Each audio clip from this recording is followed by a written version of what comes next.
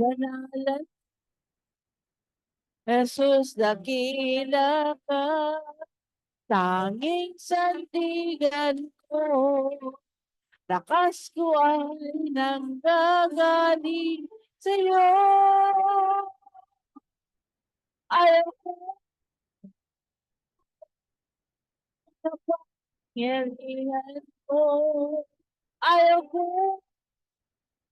wala ng kabanalan.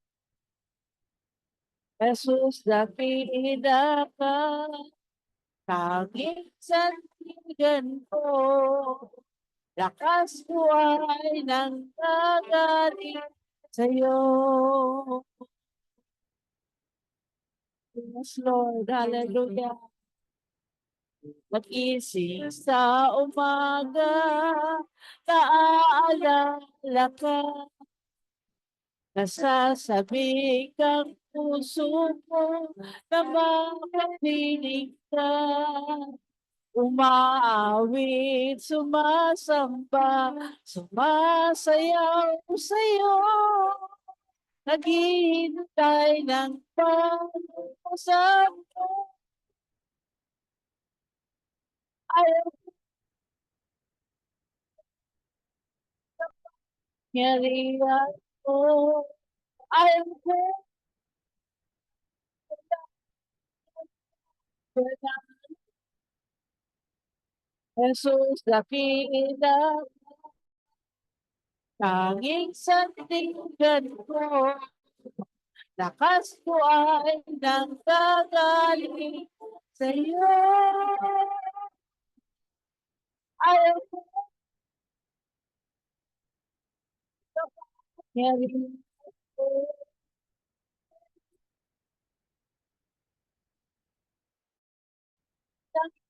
Banalan,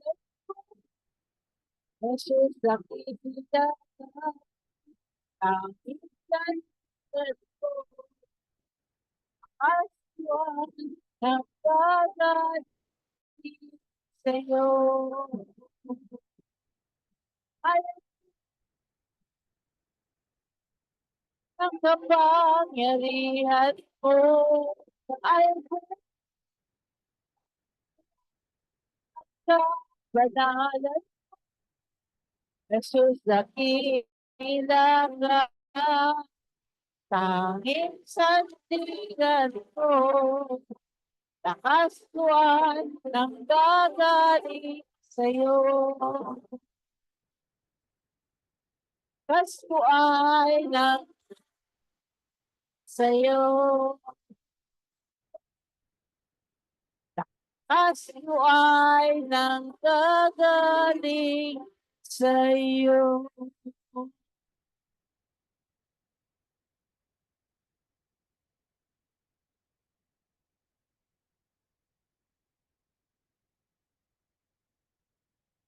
Purihin ang Diyos. Nakakatats naman yung kanta, no? Purihin ang Diyos. Samahan mo ako sa panalangin sa umagang ito. Hallelujah. Purihin ang Diyos. Amang banal, makapangyarihan sa lahat, maraming salamat sa oras na ito na ikaw, Panginoon, dapat itataas namin. Kami napapakumbaba sa oras na ito sa harapan mo na ilahad mo sa amin, Panginoon, ang lahat ng bagay para maunawaan namin. Ipamuhay namin sa bawat isa, lalo sa mga anak mo, Panginoon. Purihin ka, O Diyos. Wala kaming ibang sinasandalan kundi ikaw lang. Salamat sa iyo, Panginoon. Lahat ng bagay nanggagaling sa iyo. Panginoon, maraming salamat sa sinabi mo na inuuna pa namin pansarili kaysa iyo. Kaya patawarin niyo kami. Talaga namang nagkakasala kami. Hindi naman talaga kami karapat dapat sa iyo harapan, Panginoon. Dahil talang bagay, sa iyo naman lahat, ang lahat na ito. Sa iyo lahat.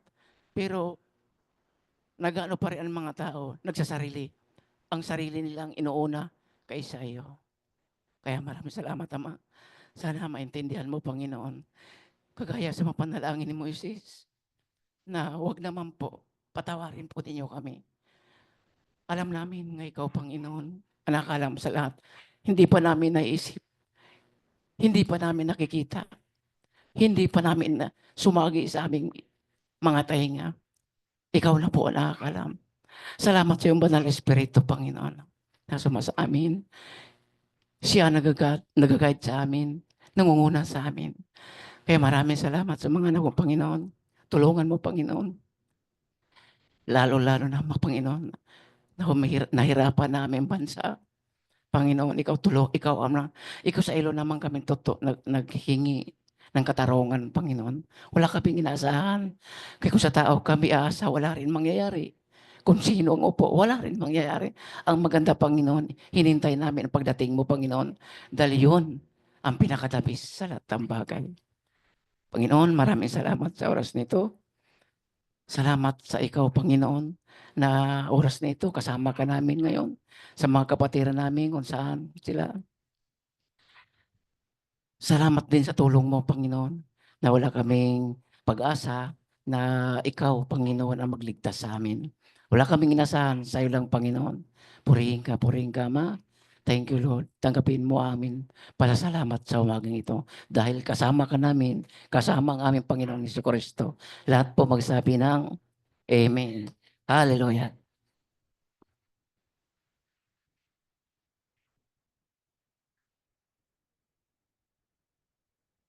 Amen. Praise the Lord. Hallelujah. Napakabuti ng ating Diyos. Tayo ngayon ay magpapasalamat at magpupuri. Sa level po namin, nagpapasalamat kami dahil yung church natin sa Cubao na matagal nang hindi nakasama o nakaisa sa ating distrito ay nagbalik loob. Kaya ngayon, doon na nang ginagawa yung sa ngayon, no? Pero babalik pa rin sa ICS kasi mas maluwag yung ICS. Kasi yung parang 200 lang din lang ang kasya doon sa Johia. Yung Jesus Our Hope International Assembly. Yan, Johia. Kung mapapansin nyo, may nadadaanan kayong Johia dyan.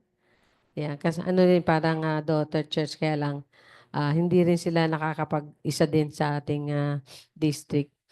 Kasi minsan hindi na sila nagiging active, no? Pero hino-hold pa rin nila yung doctrine ng Assemblies of God. No? At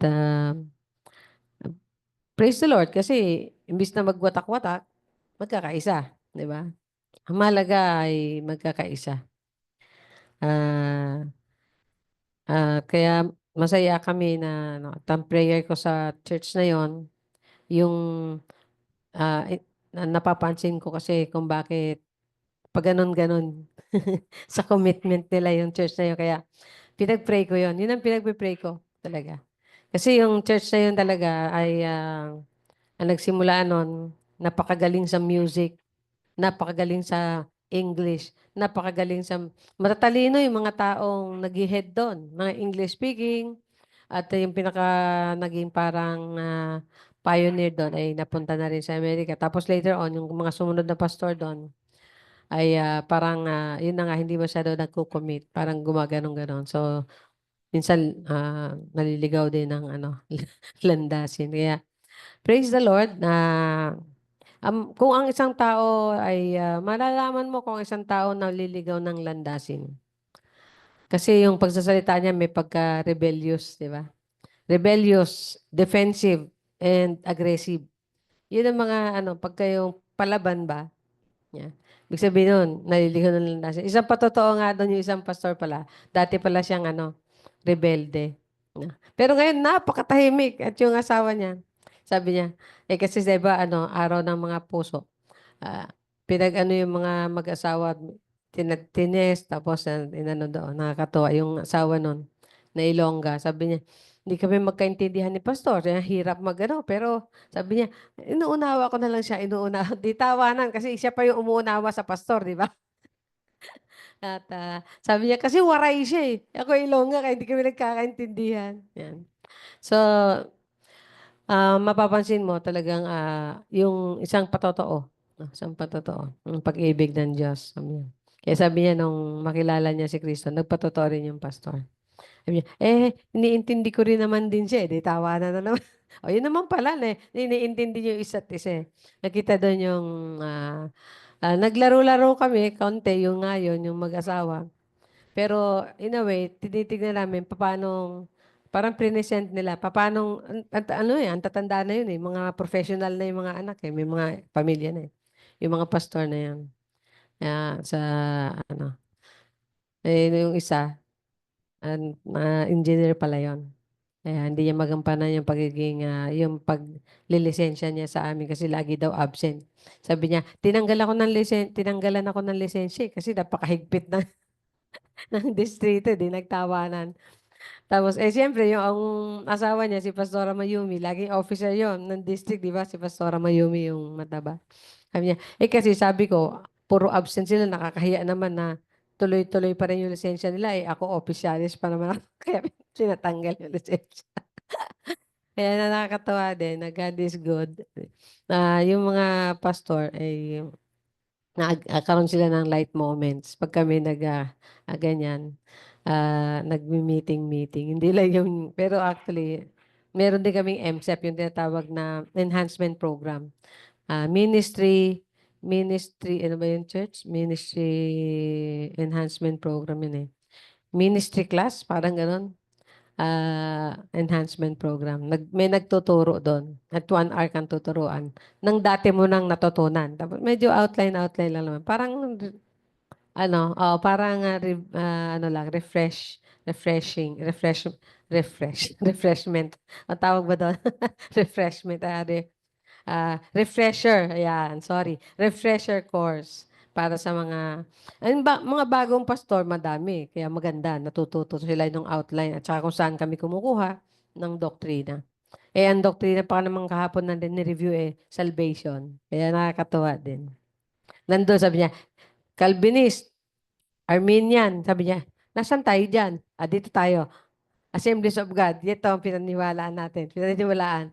Nasa gitna pala tayo nung dalawa na yon. Inaalis natin yung extreme nung dalawa na yon. So, praise the Lord at yun din iniisip ko sa mga susunod na pagkakataon, Lord willing, magkaroon ulit tayo ng mga doctrinal class o yung parang binaka-Bible class natin. Gawin natin na isang araw tapos gawin natin half day. Parang gano'n eh. Ba, maganda yun Training. Ang gusto niyo isang araw? Mahirap din. Sabado or ano. Pag Sabado kasi minsan nisip ko na rin, Lord willing din, hindi ko pa nakakausap tong ay magkalap tayo ng kabataan para maturuan ko sila. So, sa Lord willing by March kasi meron kaming trial na ano, tawag dito, scheme ng working scheme. Maging 4 day na lang kami. 4 days. Nainggit nga ako kay Pastor Mark. Once or thrice a month lang siya pumapasok kasi online sila. At eccentric ang pinapasukan niya, eccentrics ba yun? Eccentrics yung din, call center.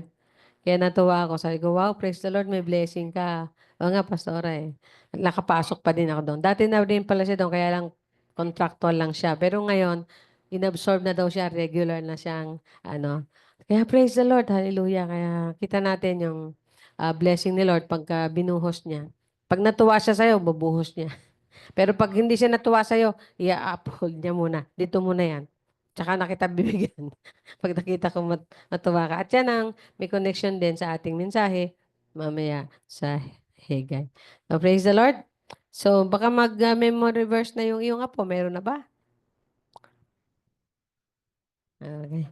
Katatapos exam. So, pwede magpasalamat sa mga nakatapos na exam. Sana mataas ang nakuha. Hindi yun mataas yung mali. Mataas yung tama.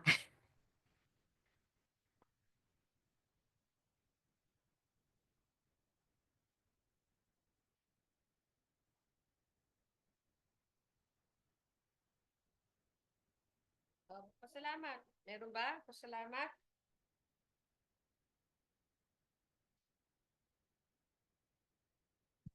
Meron bang magpasalamat? Sabi nga, if you have a song, a word. Dati, nagsasong share tayo Wala na ata nagsasong share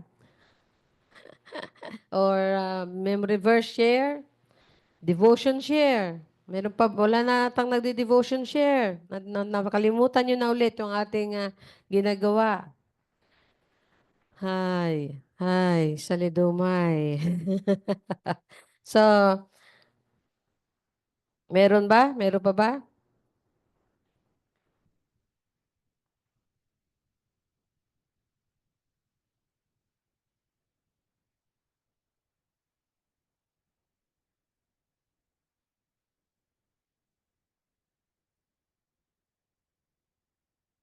So, habang naghihintay tayo sa ano nyo, iniisip mo, may iniisip pa ba kayo? Ah, kaya maganda din na ano, 'di ba?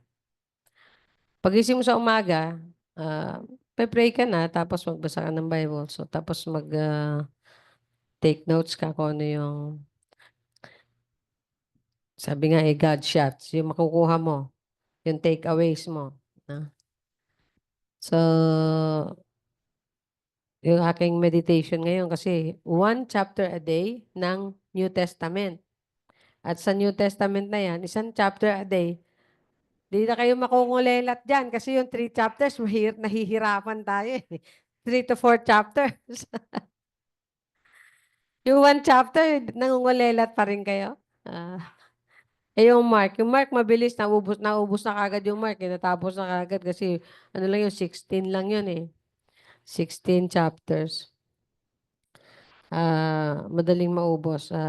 Tingnan natin yung ating devotion. Ang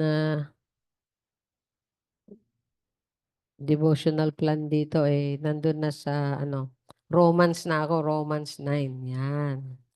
So, meron pala ako naiwan ako ng tatlong chapter. Ang dapat ay Romans 7 na ako. Pero yung Romans 6, sa Romans 6, yun ang pinakamaganda din kasi. Yung sabi niya, shall we continue, verse 1, shall we continue in sin that grace may abound, no? Nakita natin doon yung grace, no? Sabi niya, for by grace you have been saved. So, ligtas ka na, no? Ligtas ka na. Meron ka ng kakayanan, kalayaan, kapangyarihan na hindi gawin yung mga dating ginagawa. Yung grace, sabi nga doon, huwag niyo sayangin yung grace. Huwag niyo itapon yung grace. Kasi binigay sa iyan. Hindi mo karapat dapat tanggapin, pero binigay sa iyo. Yun yung kaligtasan, kapatawaran ng kasalanan, kapangyarihan mula sa banal na Espiritu at presensya ng banal na Espiritu o presensya ng Diyos sa magitan ng banal na Espiritu. Yan lang, wala. We do not, hindi tayo worthy sa kahit nakatiting. Kahit na pagtrabahuhan mo, pagbayaran mo, ano pang gusto mo, pag-isipan mo. Wala. You cannot contribute, you cannot do something, anything that you can acquire the grace of God. Sabi niya, for by grace, dahil sa kagandahang loob ng Diyos, sa biyaya niya, sa binigay niya sa iyo, nang hindi mo karapat-dapat tanggapin, no? Niligtas ka niya, naligtas ka sa magitan ng pagtanggap mo, sa magitan ng pananampalataya. Yun. Labes version. Labes version ng ah, Ephesians 2:8-9. So, praise the Lord. Nandun na kayo? Hagay. Hagay. So, yung propeta Hagay, ang kaibahan nito sa mga nauna, yung nauna na ating mga prophet sila, bago bago mapunta sa Babylonia. Ngayon, nung pabalik na sila dahil nagkaroon ng mabuting hari na sumakop sa Babylonia, yun yung Persia. Yung Persia na yan, isa yan sa ginamit ng Diyos. No? Kaya kung mapapansin mo sa prophecy din ng Isaiah, makikita mo yung si Cyrus. No? Yan yung time na yun na naghari nung time na yon na sinabi niya, bumalik na kayo. Parang nagsawa. Parang nagsawa sa mga Israelita. Balik na kayo sa inyo. At itayo nyo ulit ang inyong bayan. Balik na kayo sa inyong bayan. Build your nation. and build the temple. Yun ang gusto niya, build the temple. Dahil nakita na dito si Cyrus, no? Ay kumikilala sa Diyos. Yun yung hari ng Persia na kumikilala sa Diyos. Kaya isa si Haggai sa mga pinabalik. At sabi pala dito, 50 years pa lang sila sa Babylonia. Sinabi ni Jeremiah, 70. Nung una, ayaw nila maniwala na talagang papupuntahin sila ng Diyos sa Babylonia para sasakupin sila ng Babylonia. Ayaw sila maniwala. Nung sinakop sila, ngayon, at pinapabalik sila, ayaw naman nila bumalik dahil para nagustuhan naman din nila doon. At yung mga bumalik, no, yung mga bumalik na naglatag ng foundation ng temple, nang hinawa. Kasi nung time na yun, nagkaroon pa din sila ng kalaban. At sinabi, at sinusumbong sila, ay nagre-rebelde yung mga sakop mo. Kasi tinatayo nila yung kanilang templo. No? Dahil sa kakakulit ng kalaban, parang nang hinawa yung mga taong mag-rebuild ng temple. Binibuild nila yon, binibuild nila yung foundation for 16 years. Kalain yun? Tapos nung nang hinawa sila, natenga yon ng another 14 years. Kaya sabi ni Haggai, pumasok, na ano si Haggai, sabi niya, di ba kayo nahihiya? Ang gaganda na ng bahay niyo, yung templo natin, wala pa, wasak pa. Kaya, in-encourage niya, pinalakas niya, inutusan ng Diyos sa magitan ni Haggai. Sabi ng mga katwiran nila, hindi pa panahon. Hindi pa panahon para tapusin yung church. Ito bang church natin, ilang taon na to? Hindi pa rin ba panahon para tapusin to? Wala. Kung ako lang naman ang nag-iisip at nagkakaroon ng lakas ng loob, talagang medyo nanghihinawa din, di ba? O hindi nanghihinawa, nanghihina din. No? Siguro, ganun din na pakiramdam nila. Kaya sabi ni, 2 beses niya, huwag kayong manglambot, huwag kayong mawala ng pag-asa. Kasama niyo ang Diyos, di yan nang iwan. Tapos yung bandang huli sa chapter 2, kasi 2 lang chapters yan. Ayun, be courageous, magpakatapang kayo. Magpakalakas ang loob at itayo nyo ang templo. Kasi pala, nung time na yon, na sinasabi nila, hindi pa panahon para itayo yan talaga. Kasi 50 years pa lang pala ang lumipas. Ang iniisip nila, 70 years. Ihintayin po maging 70 years para bumalik lahat yung mga kasama nilang Israelita doon. So, 20 taon pa. Napaka, 'di ba? Ano ba masasabi natin doon? Kung ako, siguro, excuse me for that term, napaka-obobs, di ba? Yung 70 na pagpapalo sa'yo ng Lord, ngayong ginawang 50, ayaw mo pa noon? Ayaw pa? Tinamad ka pa doon? Imbis na ma-excited ka, bino mo, 50 years na lang, pa lang tayo, pinakawalan na tayo, pinabalik na tayo para maging sila yung tinatawag na advance party. Para ihanda nila ang Jerusalem para sa mga susunod pang henerasyon na babalik. Gusto pa nila hintayin ulit yung 20 years bago. Kaya sabi ni Lord, so 14 years na lumipas. Ang gaganda na ng bahay niyo. Pero yung templo, hindi nyo naalala. Ang sakit, di ba? Yun yung simbolo ng presensya ko sa inyo. Simbolo ng pagkalinga ko, simbolo ng pagka-Diyos ko sa inyo, simbolo ng pagsamba nyo sa akin, simbolo yan na dapat talagang inuuna nyo. Ayan. Yan ang buong sermon ng Hegyo. Ang hirap isulat kasi yan eh. Kaya lahat yan binasa ko na lang yan at ikukwento ko sa inyo. Tayo manalangin. Father, buksan niyo ang aming puso at isip. Nakakatuwa na sa pagtingin namin sa kasaysayan ng Israelita, kailanman hindi ka nagpabiyak, kailanman hindi ka nawala sa eksena, kailanman ang iyong kamay ay naroon, kailanman ang iyong atensyon, ang iyong isip at puso, ang iyong plano, laging nasusunod sa tamang panahon ng iyong itinakda. Pinasabi mo kay Jeremiah, 70 years silang maalipin, pero 50 years pa lang, meron ka ng advance party para magtayo at itayo muli At itanghal muli ang iyong kaluwalhatian. Itanghal ulit ang iyong pangalan sa Jerusalem. Itanghal ulit ang iyong presensya doon, ang iyong bahay-sambahan ng bahay na hindi mo naman tinitirhan, kundi tinitirhan ng iyong kaluwalhatian. Hallelujah. Lord, kung ano man yung mga pagkukulang na Israel nito, makita namin para hindi namin gayahin. At matuto kami sa mga sinasabi niyo sa kanila, Diyos, at mga ginagawa mo sa kanila. Thank you, Jesus. Bless us, Father, as we hear your word. In Jesus' name. Amen. Amen. So, napakagandang story, no? So, yun ang nangyari. Yan. Kailangan ng project.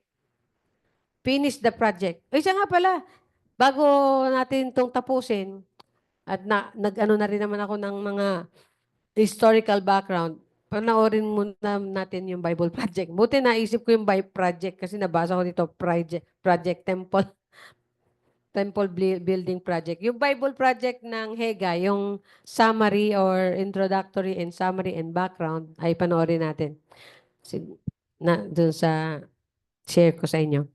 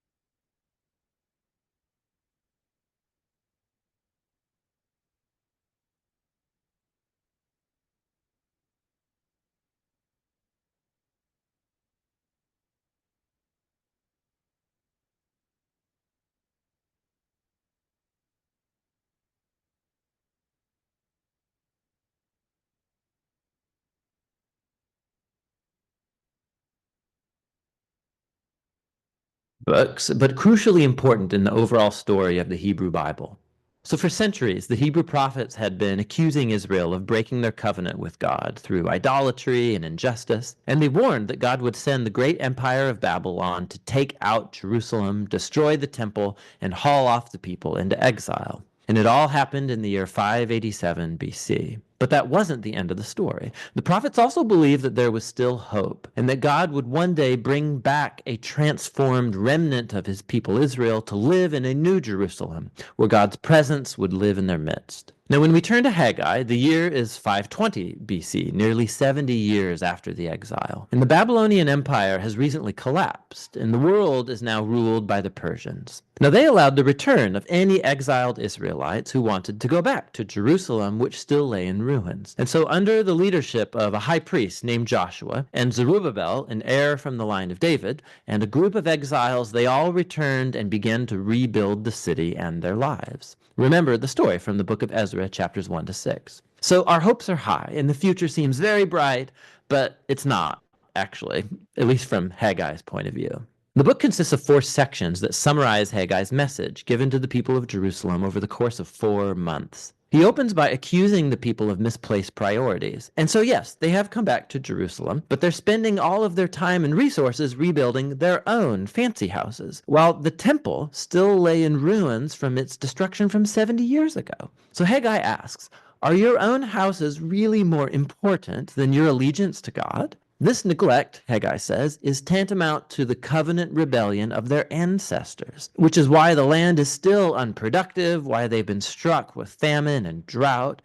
And here Haggai's quoting from the list of covenant curses in the book of Deuteronomy.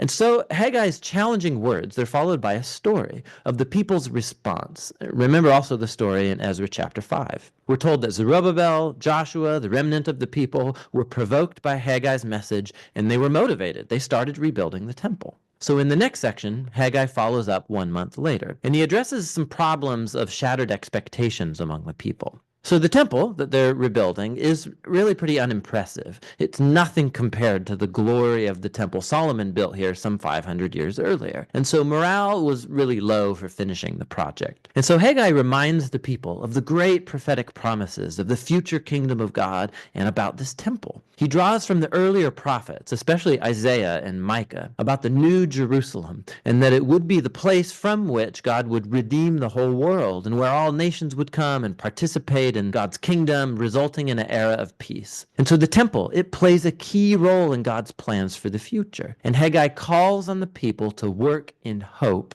despite the disappointing circumstances. In the third section, Haggai follows up 2 months later with a call to covenant faithfulness, and he engages some priests in a conversation about ritual purity. Remember all the key ideas from the book of Leviticus. So he says, if someone goes and touches a dead body and becomes ritually impure or marked by death, and then they go and touch some food, is that food impure too? And the priests, knowing the book of Leviticus, say, yes, it's impure. And then Haggai turns this into a parable. He says, this is how it is with the people of Israel and what they're putting their hands to in rebuilding the temple. If the current generation doesn't humble themselves, if they don't turn from injustice and apathy, then Haggai says whatever they build with their hands, including this new temple, will be impure too.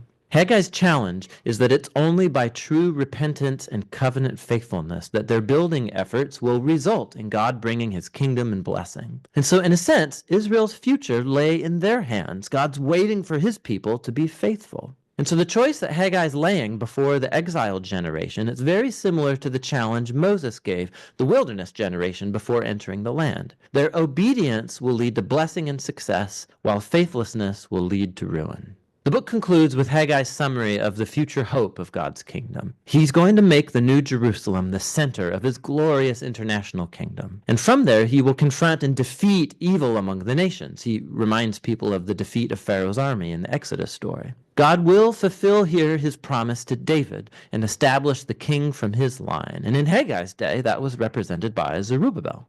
And so the book ends with the choice of a bright future just hanging there. So the question is, will Haggai's generation be faithful to God? Will they experience the fulfillment of all these promises? And Zerubbabel, will he be faithful? Will he turn out to be the Messianic king? And you have to just keep reading into the final 2 books of the prophet, Zechariah and Malachi, to find out. But you can see how this little book contains a great challenge to every generation of God's people, that our choices really matter, and that the faithfulness and obedience of God's people is part of how God has chosen to work out his purposes in the world. And so this surprising truth should motivate humility and action in God's people as they look forward to God's coming kingdom.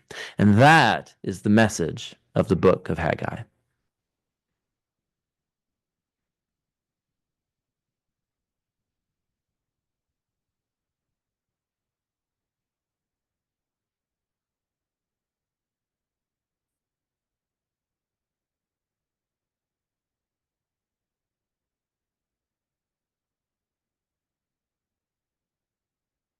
Amen. Praise the Lord. Ayan, buong story at buong mensahe ng Hageo o Haggai. Nakita natin dito na yung pinakamensahe niyan ay una, yung priority. No? Ano ba yung mas mahalaga sa inyo?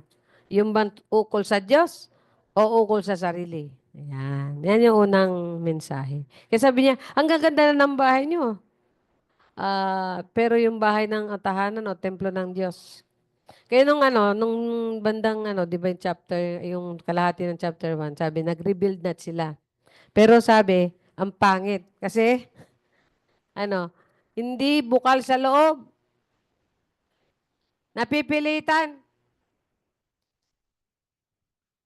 Kaya sabi niya, wala man lang kaganda-ganda. Wala talaga maikumpara sa glorious temple na binild ni kahit katiting. Pero kahit pa bang ganon, sabi ni Haggai, sige, okay na yan.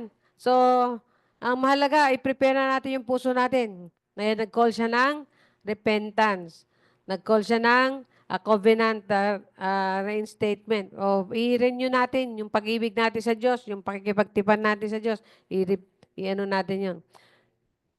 Ibalik. Kaya sabi niya, ah, kaya walang ganda yan kasi mga ugali yun, hindi nyo binabago. Ngaran, garan. Di ba? Kaya walang ganda yan kasi hindi pa rin kayo sisisi yung mga ugali nyo, ganun pa rin. Napilitan lang kayong gumawa kasi sinabi ko sa inyo. At saka sinabi sa inyo na kaya kayo hindi binibless the Lord dahil hindi nyo siya inuuna. Yun ang spiritual meaning nun. No? Kaya yung boils down to Matthew 6:33. Kung gusto mong i-bless ka ni Lord, hindi naman i-bless na sobra-sobra payamanin. Yung mga prosperity gospel daw nga na ganyan tinuturo. Kundi, yung walang, hindi pinagkukulang at nakakatulong pa. No? Ano yung sa Matthew 6:33? Seek ye first, first, first. Eh sabi dun sa Ephesians, yung sa Revelation para sa Ephesians, sabi niya, you have forgotten your first love.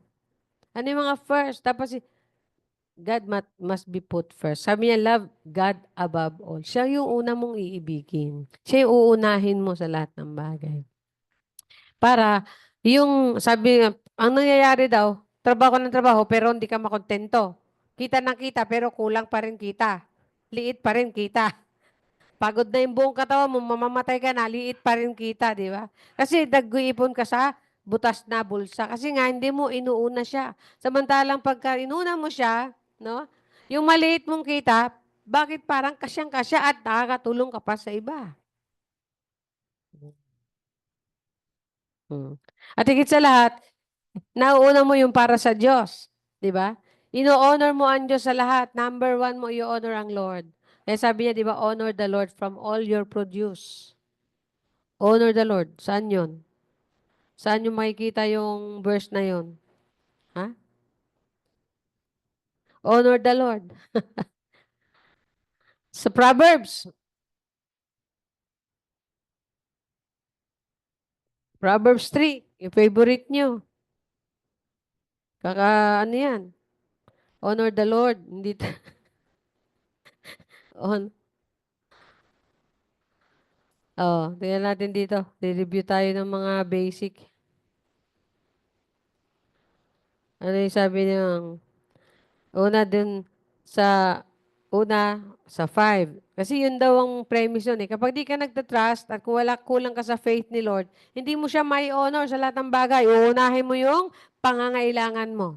Pero kung unahin mo yung para sa Panginoon, ito yung nagsimula sa 5. Trust in the Lord with all your heart and lean not on your own understanding. In all your ways, acknowledge Him and He shall direct your paths. Do not be wise in your own eyes. Fear the Lord and depart from evil.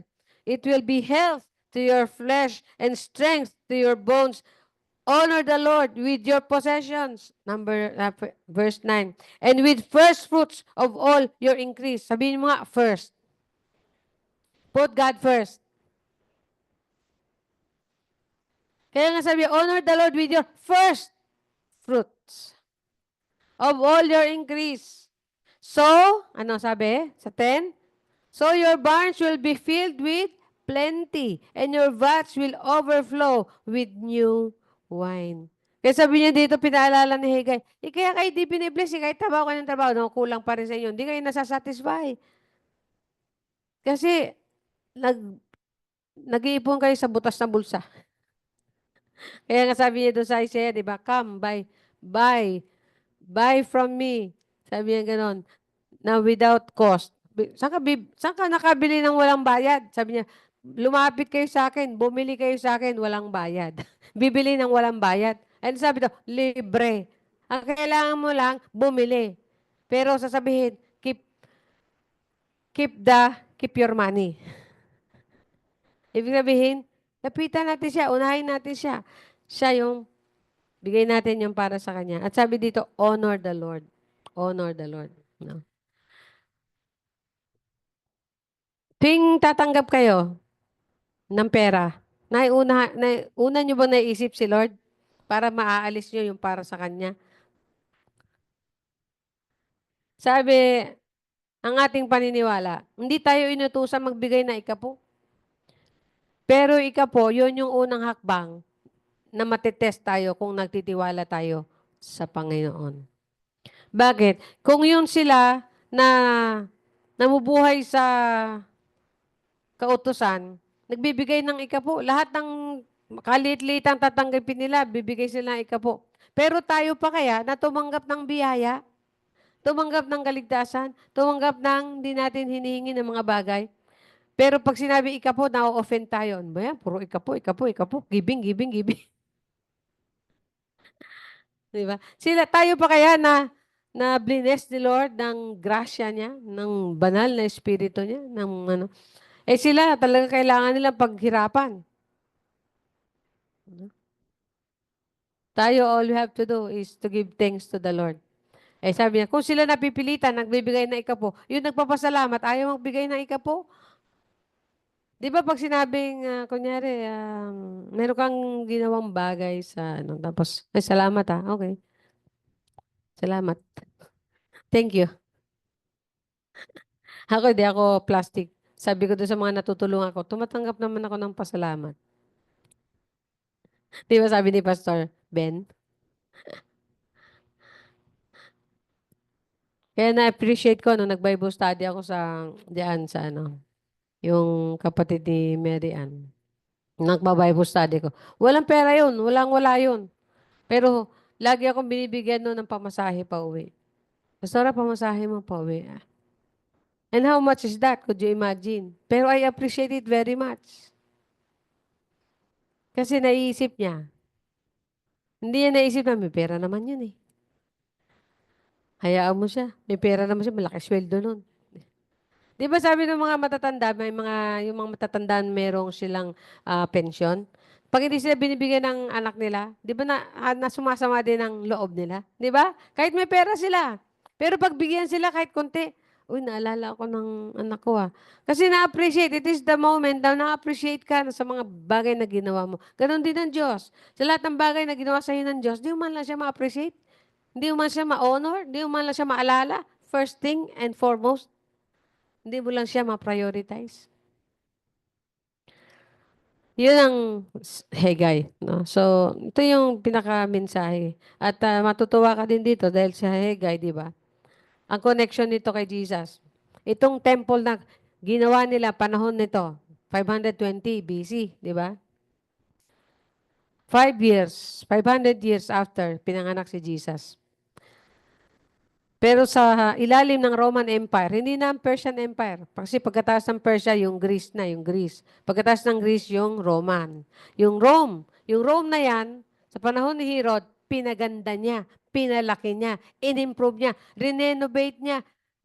At yan yung temple na pinupuntahan ni Jesus. And that was the connection. At si Zerubbabel na leader noong time na yun ng Judah, yan yung ninuno ni Joseph and Mary. Iisa pala yung ninuno nila na nanggaling din kay David. Nanggaling din kay Adan. O kay Abraham. Na nanggaling din kay Adan. Layo ito. Ganon. Tapos pagdating kay Zerubbabel, magkaiba dito at saka magkaiba dito. Ito yung lahi ni Joseph. Ito naman din yung lahi ni Maria. Tapos sa bandang huli, nagkita sila, pareho silang lahi din ni Zerubbabel, na lahi ni David, na lahi ni Abraham, at ni Adan. Oo, magkamag-anak. Kaya sasabihin natin, talaga si Jesus, anak ng Haring David. Ina po ni Haring David. Kasi doon sila nanggaling. Si David, si Zerubbabel, at pagkatapos nagkaroon sila ng siguro, ibang anak dito ni Zerubbabel, ibang anak dito ni Zerubbabel, doon yung tapos nagtagpo sila sa bandang huli. Pareho silang inapo ni Zerubbabel, na inapo naman ni David. Inapo ni Abraham at ni Adan. Ilang level yon, di ba? 14 generation, sabi nga. 14 generation. Nung sinusulat ko, napagod ako magsulat ng ng pangalan. Tapos pagdating dito sa kay Zerubbabel, doon nagkaroon ng ibang trace. Ay, ganun pala.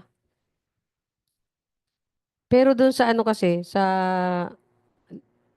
Matthew at saka sa Lucas, parang ang pinakadulo, parehong si Joseph. Pero hindi pala, yung isa pala dapat ang dulo si Maria. So, kasi yun yung magkaiba. Yan. Yung sa Lucas at saka sa Mateo. Pero pag sinulat mo yun, parang pareho. Pero pag nagmula ka kay Zorobabel, pahiwalay. Magkahiwalay. Magkaiba ng katatay-tatayan. So, makita natin doon lumabas si Jesus. Na kailangan na pinaalala na itong lugar na ito yung i-establish kong kingdom later on. Hindi yung unang pagdating ko, sabi niya. Sabi din sa Haggai, yun yung pangalawang pagdating ni Jesus. Kasi ngayon, yung unang pagdating ni Jesus, nasira na ulit yung temple. Winasak na ulit. Bago pa sila tuluyang mapalaya. 70 AD ata yun. Si Jesus namatay mga 33 to 35 AD. Ngayon, 70 AD, winasak na ulit yan ng mga kalaban ng mga Israelita. Tapos, tinayuan na ng kalaban. Wala ka na makikitang temple na dating tinayo doon. Ibang temple nang nandoon. Kung hindi ako nagkamali, yung templo nga ng Muslim. Pero sabi nila, hindi naman daw doon yun. O, di okay. Kung saan man yun. Pagbaba ng bagong templo, may iba na rin yun. Pero pagbalik ni Jesus, sa pagkatapos ng tribulation, rapture, tribulation, tapos babalik siya sa kingdom, ay itatayo niya ulit yung Jerusalem. Baka bago magkaroon ng Antichrist, matayo ulit yung temple sa Jerusalem. Kasi magpapanggap siya na siya ang Kristo. Diba? Siya ang Mesiyas. Pero antay pala. Kunyari lang, ibig sabihin. Ibig sabihin, kapalit ni Kristo instead of Christ. So makita natin na yun yung si Jesus. Yun yung si Zerubbabel. Sabi dito, ang kanyang pangalan, no, ang pangalan ng Hagyo o Haggai, Hagai, ay ibig sabihin ay fiesta, festal or festive. Kaya kung mo lang to, i-relate mo, ay ito daw ay pista ng Diyos. No? Feast of Yahweh. Hegaya. Parang Hegaya. Pero Hegay lang. Short for, kasi yung Ya is short for Yahweh. Shinorkat. Kaya feast. At ibig sabihin, mabubunyi ka na. Alam mo kasi, pagka natatayo yung templo, tabernakulo, templo, doon nagbubunyi, di ba? Doon talaga yung pag natatatag na gano'n. Kung spiritually speaking, pag naitaas si Jesus. Yeah.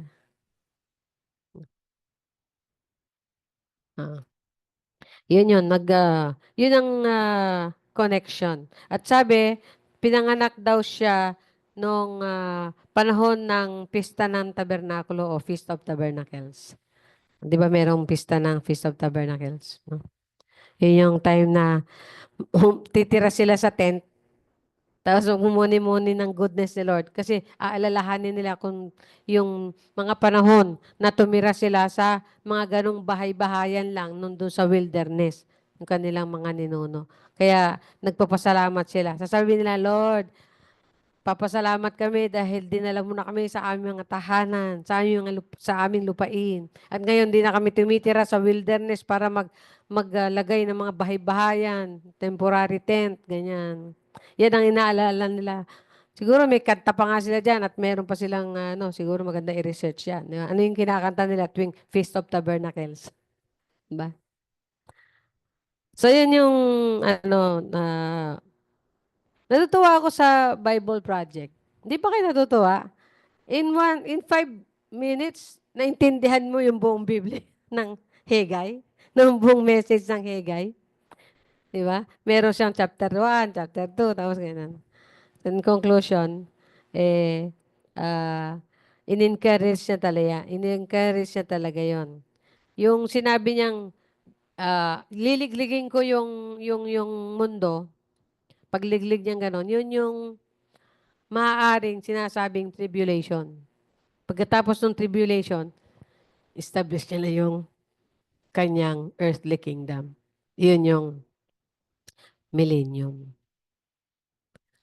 Sila nagsasabi, spiritual ang meaning ng millennium, hindi literal na 1,000 years. So, pwede daw 1,000, 2,000, 3,000, 4,000. E ba't sasabihin pa niya na 1,000 years? Di ba? 1,000. Pwede mag more or less yun, pero hindi magiging 2,000. Kasi iba na yung term doon eh. 2,000. Pero sinabi, 1,000 years lang. Pwedeng more or less. Pwedeng 900 years. Almost 1,000. Pwedeng 1,100 years. Pwede ba ganon? Pero never maging 2,000 years. Oo, kasi iba na yung word doon eh. Ang 1,000 years, pag kahit sa gitna nung bago mag 1,000, o ay sa gitna, o yung malapit na 1,000, o kaya malapit din sa sa 1,000, ganun lang yun.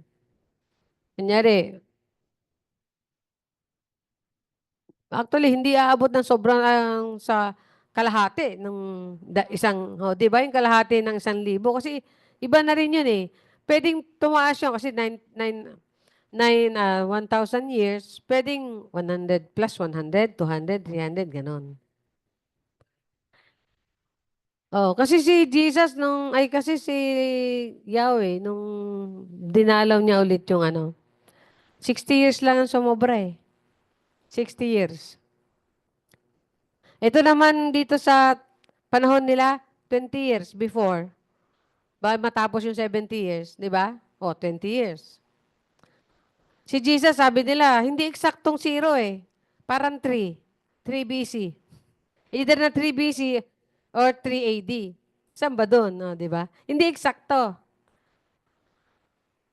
Kaya ngayon is 2024 na tayo, 25 na tayo eh. 25 years na yung lumalakad doon sa 7,000 years ng tao. 4,000 bago si Jesus. Tapos pagkatapos si Jesus, 2,000 na. Kasi 2020 na tayo ngayon. 24, 25. So, 6,000 years pa lang. More or less. Di ba? 6,000 years. And 1,000 year is 1,000. 1,000 year is 1 day. Ulitin ko, di ba? Meron lang tayong 7 days. 7,000 years katumbas natin. Yung 7th day, Sabbath day yon. Kapahingahan yun ng pagtrabaho ng Diyos. So, doon tayo papasok sa kapahingahan. We shall enter that rest in 1,000 years. Yung saan nagpahinga dahil kapayapaan na lang ang namumuno sa mundo. Yun yung 1,000 years. So, 7,000. So, tapos na yung pamamahinga, tatapusin na ni Lord lahat yon. Finish na. Lilipulin nila lahat, pati ang mundo, susunugin na sa pati yung impyerno, sunugin na sa dagat-dagatang apoy. Tapos magkakaroon ng bagong mundo. New earth and new heavens. So, hindi na yung dating heaven siguro. Hindi natin alam kung ano itsura nun eh. Pati yung new earth. Iba na. No? Ito kasi makikita nyo yung mundo natin ngayon, di ba? Panipis ng oxygen.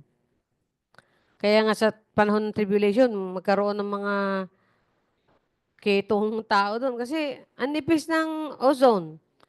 Mainit man sobra. Sobrang init na. Tapos ang tataas na ng tubig kasi tunaw na yung yelo sa North Pole.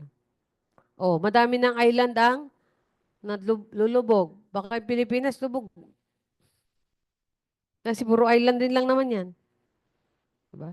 Kung makikita niyo doon yung sequence of pangyayari sa mundo, pati yung sequence ng prophecy. Di ba? So, yung nagkaroon daw ulit ng glory, o nagkaroon din ulit ng glory, yung temple na yon na in-improve ni Herod, nung dumating si Jesus. Napupuno daw yun ng glory ni Lord. Kasi pumupunta doon si Jesus, di ba? Nung una, para lang makinig. Nung malaki na siya, para magturo. Nagtuturo na siya. Nagsishare siya. Nag-involve siya sa Bible study. At sinabi sa kanya ng isa doon na leader doon, meron ka ba i-share? Oh, nag-share siya, di ba? Pumunta siya doon sa binasa niya yung tanak. Sa prophets siya. Hindi yung Torah, yung prophets, yung Nebiim.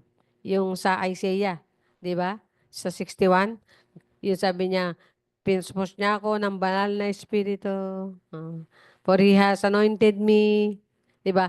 Yun sa Isaiah niya. Hindi niya yung Torah. Yung Torah kasi yung book ni Moses. Hindi yun ang binasa niya. Yung binasa niya yung Isaiah. Sabi niya, alam niyo ba kung sino yan? Di ba? Pinakilala niya kasi siya na yun. Siya yun. Yung sinasabi ng Isaiah. Kaya yung sasabihin natin na hindi lang ito basta sasabihin yung spiritual meaning. Kasi yung kalahati or more than kalahati, natupad sa buhay ni Jesus. Pinanganak ng virgin, pinanganak yun lahat ng yun, unti-unti, di ba? Unti-unti lang na makikita mo sa buong scripture, sa buong Old Testament. Unti-unti yan. Pag kinanong-ganon mo, lahat yun nagpo-point out kay Jesus.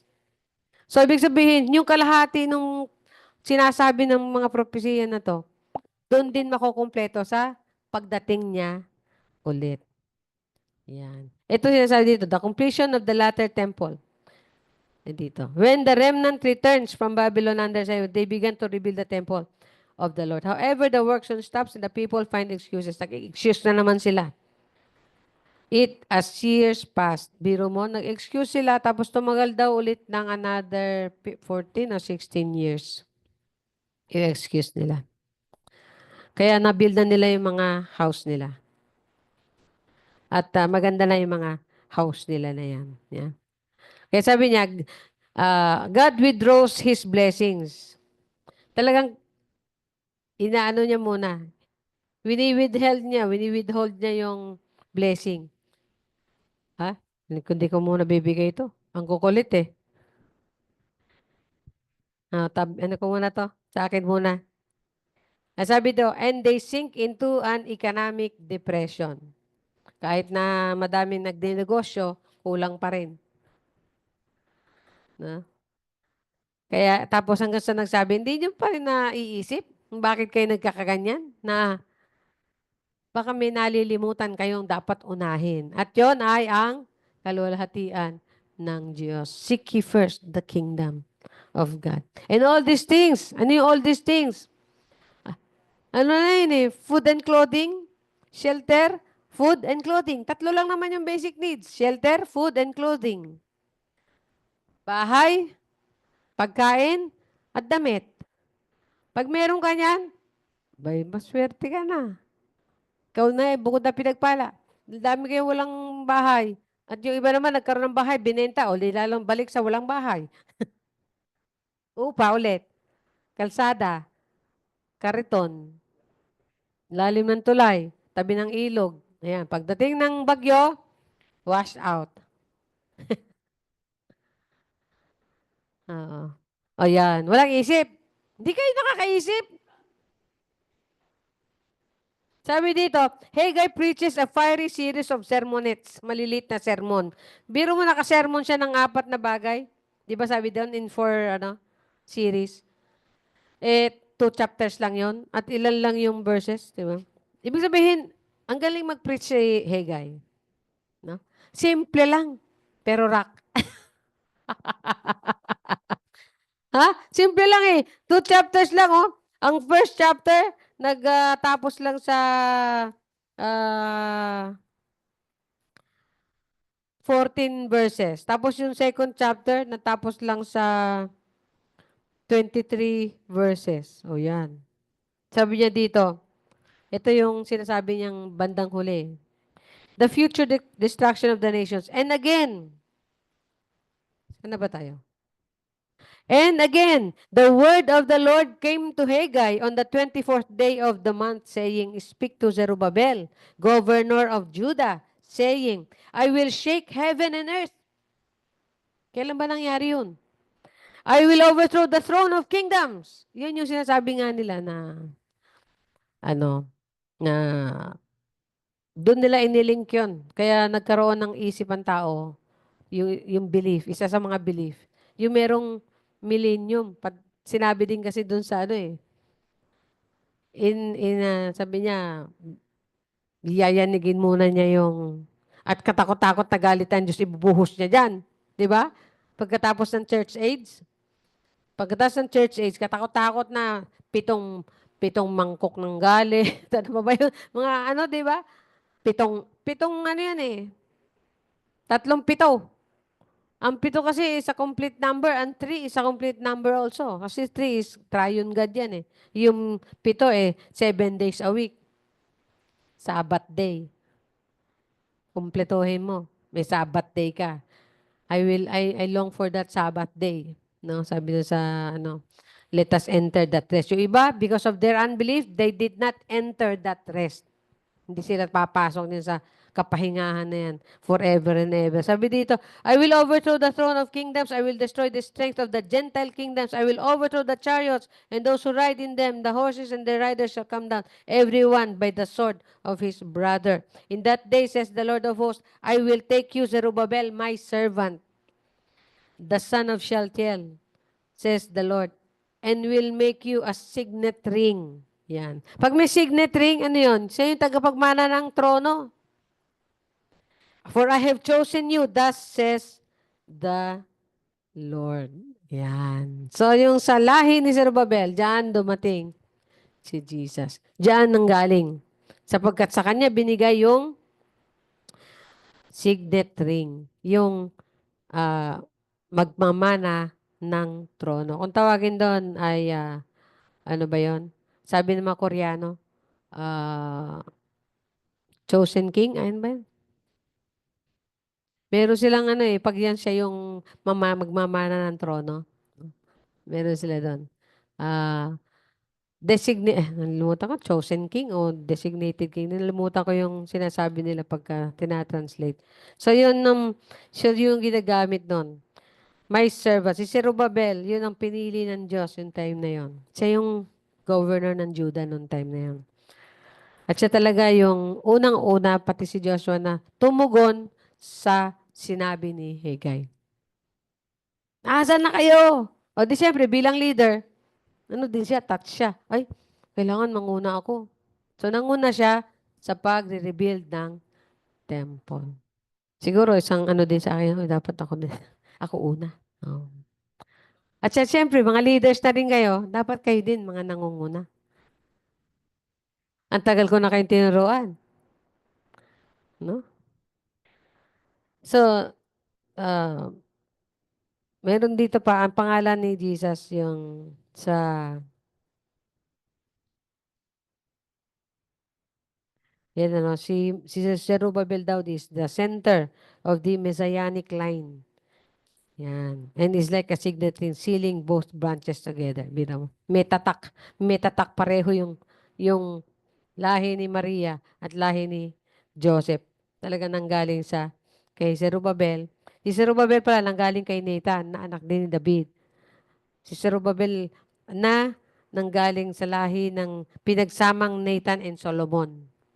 Siguro babae, hindi ko alam kung saan lahi yan. Anak ni Nathan at saka anak ni Solomon, naging mag-asawa, naging anak si Zerubbabel, tapos nagkaanak yan dito. Ayan. Tapos sa bandang huli si Joseph tsaka si Mary, sila yung nagtagpo din. Yun yung center of the Messianic line.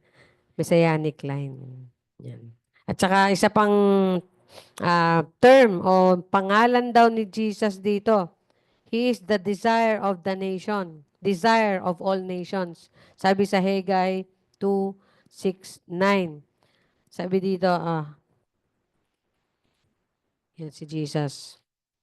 Sabi dito, the silver is mine, the gold is mine, says the Lord of hosts.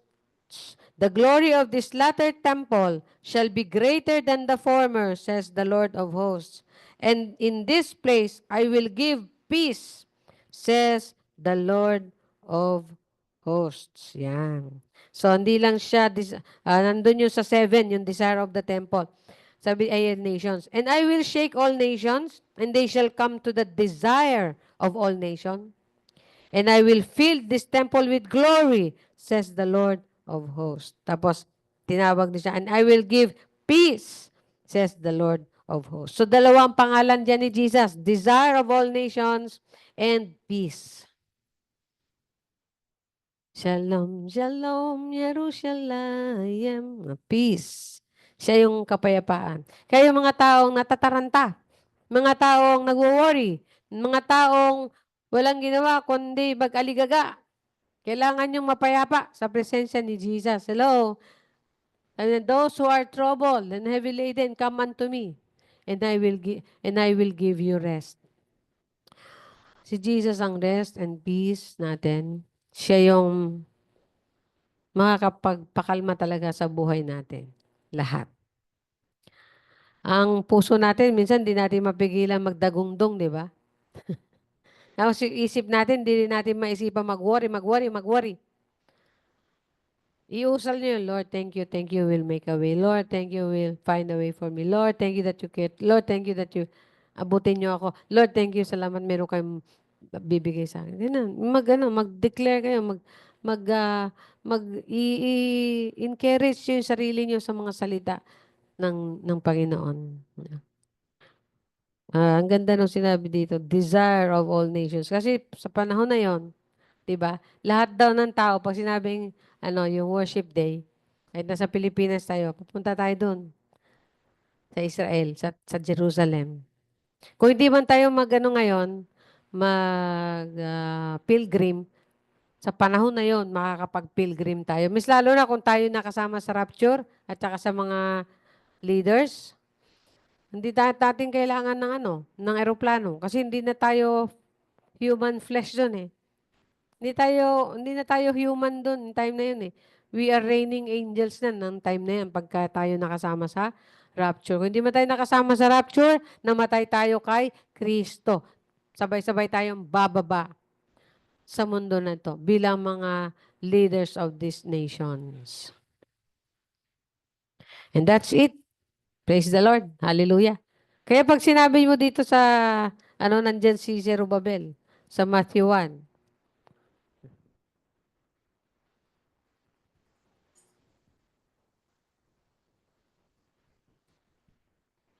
ito yung generation ni Jesus. Sa verse 13, nandun siya, pati yung tatay niya. Sa 12, sabi niya, and after they were brought to Babylon, pagkatapos nilang manggaling sa Babylonia, yan yun, di ba? Jeconiah begat Shealtiel. Shealtiel begat Zerubbabel. Zerubbabel begat Abiud. Yan, ayan si Zerubbabel. Tingnan mo kung pareho yan sa sinabi dito sa Lucas 3. Sa Lucas 3 kasi, ito kasi sa Matthew 1, pababa, mula kay, pataas mula kay, Christ, the son of David, the son of Abraham, Abraham begat Isaac. Pababa siya mula kay Abraham. Pagdating naman dito sa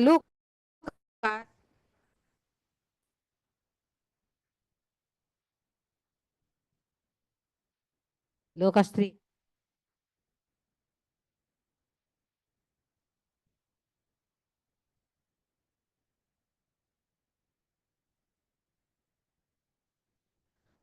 Aha.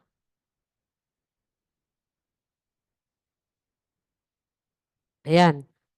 Hanapin niyo dyan si Zerubbabel. Nandito siya sa verse 27. Magkaiba na siya dyan. The son of Shealtiel. Tama yan, di ba? Si Shealtiel, yan yung tatay ni Zerubbabel. Dito sa Matthew, ganun din. Sabi niya, Shealtiel begat Zerubbabel. Yan. Nagkaanak si Zerubbabel na Abiud. Dito naman, sa the son of Joanna, the son of Reza, the son of Zerubbabel, the son of Shealtiel. No? So, the son of Neri. So, dito, ang naging anak ni Zerubbabel, si Reza. Dito naman sa kabila, ang naging anak ni Zerubbabel, Abiud. No? Magkaiba na. Naghiwalay sila. Nagkaroon ng kaliwat kanan, left and right na lahi. So yung isa, sa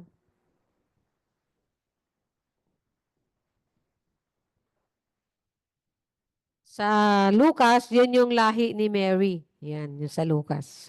At yung sa Matthew, yan yung lahi ni Joseph, na parehong galing kay Zerubbabel. Kaya lang nagsanga. Pagdating sa dulo, nagkita. Parehong ina po ni Zerubbabel at ni David at ni Abraham at ni Adan. Yan. At ng Diyos. Yun. Siyempre si Adan, galing sa Diyos. Nagkita. 14 generation. Grabe, 14 generation. Tigpo 14 generation. Kung tiggo 1,000 years yun, 1,400 times 3. 3 times 4, 12, 3, 4. 4,200 more or less. Tama. Dumating si Jesus ng 4,000 years. More or less. 4,200. So kung darating siya ngayon, mamali mo magiging sa 2,200 at 2,200. 2200. 2,200 AD. During, ha? No, 2,200. Oh, di 2,200. Eh ngayon pa lang, 2025. So, magkakaroon ba ng 2,100? Tapos, ano pa, aandar pa ulit yung mundo. Magiging 2,200. Pwede din. Diba? Ito nga, kapag binilang mo, sabi 14 generation, 4,200 eh. Diba? More or less, may 200 na discrepancy. Kaya yung 1,000 years na yon, maaaring yung 200 years doon, nandun mangyayari yung rapture, yung 7 years tribulation, at saka yung pagbaba ni Jesus. Ang discrepancy lang is 200. So malay mo magkaroon na ang buhay bago ma-rapture is aabot ng 2,200 years. Yung ipapanganak doon sa 2,200 years, yun. Yung mag-aabang na talaga. Pero maaaring before that, di ba? Pwede ngayon, pwede bukas, pwede mamaya, and onwards. Basta hindi ganong katagal na halos makalahati na yung 1,000 years. Hindi naman. Hindi naman ganon. More or less, ganyan. Mga first 200 to 300 years pwede. Biglang, rapture, tapos 7 years tribulation, tapos andyan na si Jesus. And the kingdom of God shall reign. Ano ba yung kantang may kingdom? Oh, i-research nyo yung may kingdom para kakantayin natin yung may kingdom kasi mag-ano lang tayo, look forward for the kingdom of Jesus Christ. Amen ba? So yung role natin sa kingdom na yan, earthly kingdom ni Jesus, kung nasama ka sa rapture at namatay ka kay Jesus bago yung rapture, kasama kang bababa niya.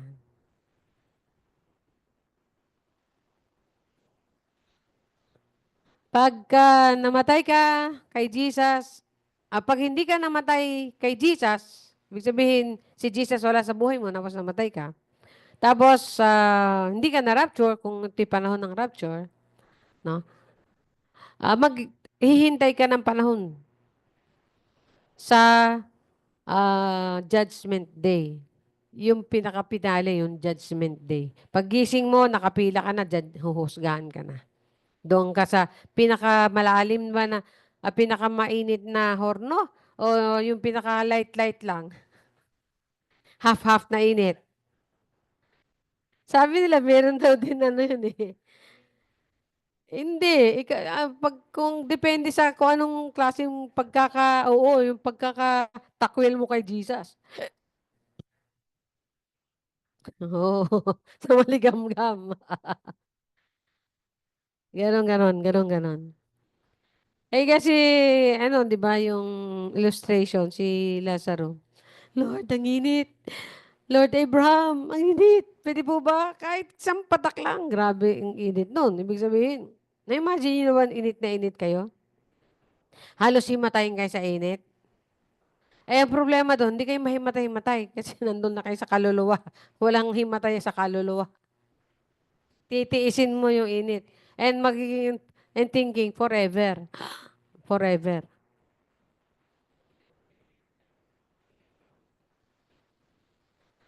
Praise the Lord. God is good, no? Everything is according to plan. Everything is according to His purpose. Everything is according to His loving kindness. Ang mahalaga doon, lahat ng bagay niyan dahil sa pag-ibig niya sa ating nang pangwalang hanggan. Kaya sabi niya, kung hindi kayo umaani ng maganda ngayon, eh, para sa inyo yan. Para matuto kayo, malaman nyo, maalala nyo. Inuunan nyo ba ang Diyos sa buhay nyo? Sa lahat ng bagay. Kasama po yung pera dyan, resources, and everything. Sabi nga, everything from your produce, lahat ng iyong inaani, i-honor mo ang Lord. At makikita mo, aapaw ang lalagyan mo. Aapaw ang bulsa mo. Aapaw sa kagalakan ang buhay mo. Not necessarily financially and materially, pero mahalaga doon, umaapaw ka sa kagalakan. Mahalaga. Pero kung ngayon hindi meron nangyayari sa buhay mo na nakakapagpasikip, nakakapagpabigat, nakakapaglabo ng buhay mo ngayon, sabi nga yun, look back. Tignan mo yung sarili mo. O look at yourself. Meron bang dapat kang baguhin at tantuhin? Mas lalo na sa pagbibigay mo ng first priority kay Lord. First love mo kay Lord. No? Eh tayo, hindi na nga tayo maano sa mga activities kasi hindi naman yung love kay Lord yan eh. Yung activities na yan. Kailangan ikaw mismo sa buhay mo, personal life mo, inuuna mo ba ang Lord? Personal life mo, personal finances mo, personal plans mo. Si Lord ba yung nauna? Ano ba yan? Pag may plano ka, question mark pa yan dahil hahanapin mo pa dito ang Diyos. Pero pag may plano ka dyan, pag may plano ka na dito, nakakasana, 1, 2, 3, 4, 5, ay pagpe-pray ko lang to. Ha? Hindi mo hinuuna ang Lord doon. Di ba? Kasi hinihingi mo lang yung basbas niya. Hindi. Unahin mo siya at sasabihin niya sa'yo kung anong dapat mong gawin. Ang sasabihin niya, build the temple of God. Build the temple of God in your life. Unahin mo yung pagsama mo, pag-ibig mo, at pagsunod mo sa Panginoon. Tayo manalangin. Lord, hallelujah. Thank you, Father, as we look malapit na matapos sa mga prophecies. Lord, nakita namin, meron kang personal message sa amin. Meron kang message sa church. Meron kang message sa nation. At mahalaga, meron kang personal message sa bawat isa na iyong anak. Nawa, matutunan namin ito, Panginoon. Thank you, Father. May we seek you first in the morning and even in the evening before we sleep and even in the afternoon before we eat. Salamat, Panginoon. Dahil kami, yan lang pwede namin gawin. Sa 24/7 mong pag-ibig, pagtingin, pagbabantay, pag-provide, at lahat-lahat ng bagay niyan sa silong ng langit ang ginagawa mo sa amin. Thank you for reminding and encouraging us. Yes, Lord, we will be strengthened. We will take courage. Katulad ng sabi niyo kay Higay. At pinasabi mo sa kanya. Thank you and bless us, Lord. We will always continue to ever rejoice in your presence. Give you glory in Jesus' name. Amen and amen. Praise the Lord. Hallelujah. Magandang umaga.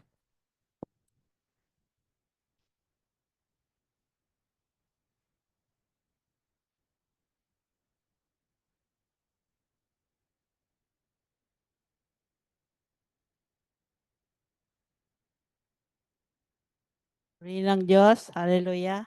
Natapos na ang Hagay. Sunod na yung Zacarias at saka sa Sunday ay Zacarias. Meron siyang 14 na chapters. At ang Malakias ay meron siyang 4 chapters lang. Yun na yung February, first Sunday ng February natin, ang Malakias. So, matatapos na. Pinakalas na ng Old Testament ang Malakias. Purihin ang Diyos.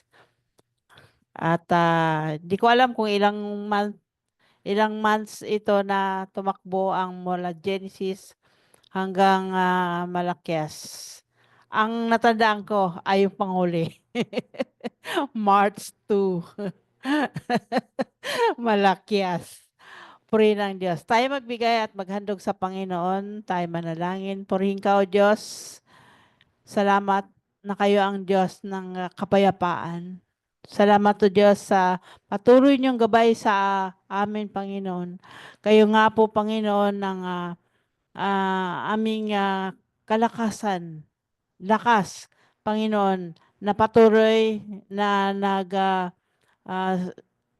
nagsumasamba sa inyo at nagpupuri sa inyo. Purihin ka, O Diyos, sa tanghaling ito. Bigay namin yung aming nais, O Lord, na pagbibigay sa inyo, naway mapatuloy na magamit sa inyong ministeryo, O God. Sa ikalalago at sa kailalaganap na inyong mga salita, Panginoon. Purihin ka, Diyos, salamat po sa mga blessing, Panginoon, na patuloy mong ibinibigay sa amin, Panginoon. Kung meron man kami, Panginoon, na kulang, pagkakamali, sa pagbibigay sa inyo, Panginoon. Hallelujah. Patuloy, Lord, na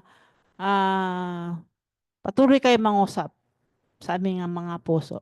Sabi niyo nga doon sa huling sa pahayag, Panginoon, na ibalik namin yung mga first love namin sa inyo, Panginoon. Hallelujah. Lalo na, Lord, yung aming pag-devote sa inyo, Lord. Aming pagbibigay sa inyo, Panginoon. Hallelujah. Purihin ka, O Diyos, sa tanghaling ito. Salamat sa mga estudyante, O Lord, na natapos, Panginoon, ang kanilang mga exam, Panginoon. Salamat. Patuloy mong bigyan ng kalakasan at katalinuhan, Panginoon, na matapos nila ang taon na to. Purihin ka, O Diyos, sa aming may bibigay ngayong tanghaling ito, Diyos. Basbasan po ito. Purihin ka. Ito po ang aming dalangin sa pangalan ni Jesus. Amen. Praise the Lord. Hallelujah.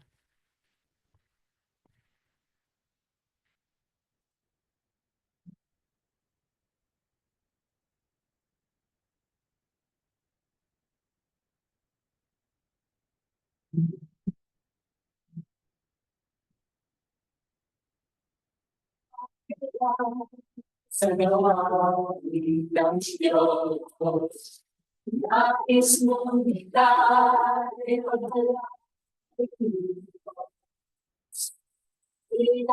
Inahandog ang mabuting atin, sabay ng pagsambay pagpupuri. Ang ating mga itapo ay ibigay na sa Kanya upang buksan ng Diyos ang kalangitan niya at ibubuhay sa atin ang masaganang pagpapala. Kaya tayo'y maging tapat sa Kanya. Halina't magbigay sa gawain ng Diyos. Nais mong ika'y pagkalangin mo. Pinagtihandog ang mabuting pag-ibig. Sabay ng pagsambay pagpupuri.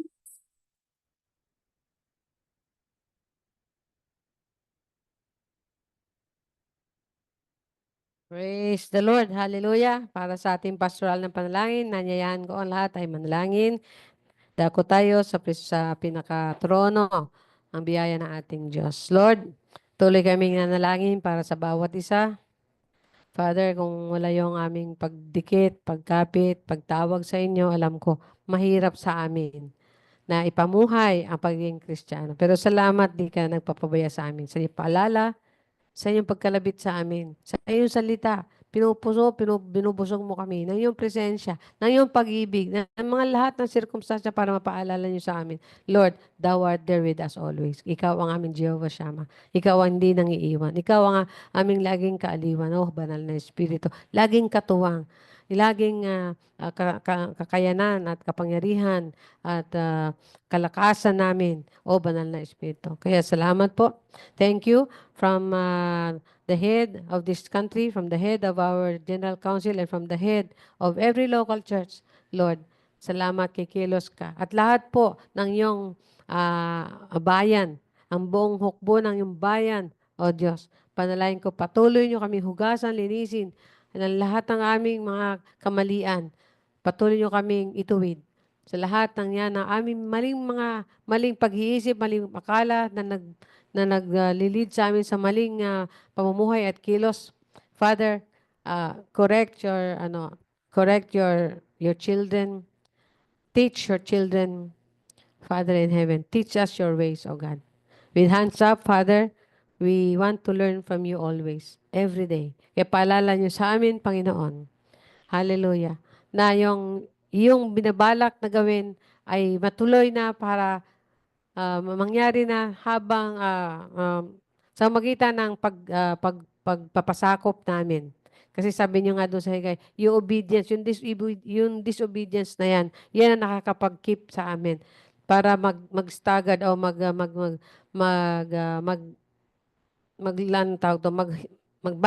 bumagal yung papunta o patungo doon sa iyong dakilang kaharian, dakilang pag-asa, dakilang kaluwalhatian na gusto naming marating. Nawa, Panginoon, ang bawat isa ay tunay na lagi nagpapakumbaba. We thank you and we praise you for always being there as our Father. Thank you sa lahat ng aming pangailangan. Hindi ka nagkulang sa lahat ng aming inaasahan o hindi inaasahan. Naroon ang iyong pag-abot ng iyong mga kamay. At sa mga nakakaranas ng panghina, kasakitan, at lahat ng problema pisikal, thank you, Jesus. Sabi nga ni Paul, habang kami humihina sa pisikal, kami naman lumalakas sa spiritual. Thank you, God, for your glory. Thank you for your goodness. We praise you for answering all our needs and prayers. In the mighty name of Jesus, amen and amen. Hallelujah. Sa dakilang basbas ninyo, O Diyos, we give you glory. We try to reach you, Father, for your pleasure. Salamat, Panginoon, Ama, at sa iyong anak na si Jesus at sa banal na Espiritu na sumaamin sa inyo pong, O Diyos, sa inyo lahat ang aming papurit pagsamba. Nawa maluwalhati ka lagi sa aming buhay, sa aming pamilya, at sa aming bayan. At higit sa lahat sa aming sinasambahan na kongregasyon. Hallelujah, hallelujah. Salamat po. Pinagpala nyo kami ngayon at magpakailanman. Amen. Amen. Praise the Lord. Hallelujah. At tayo po ay mag-documentation.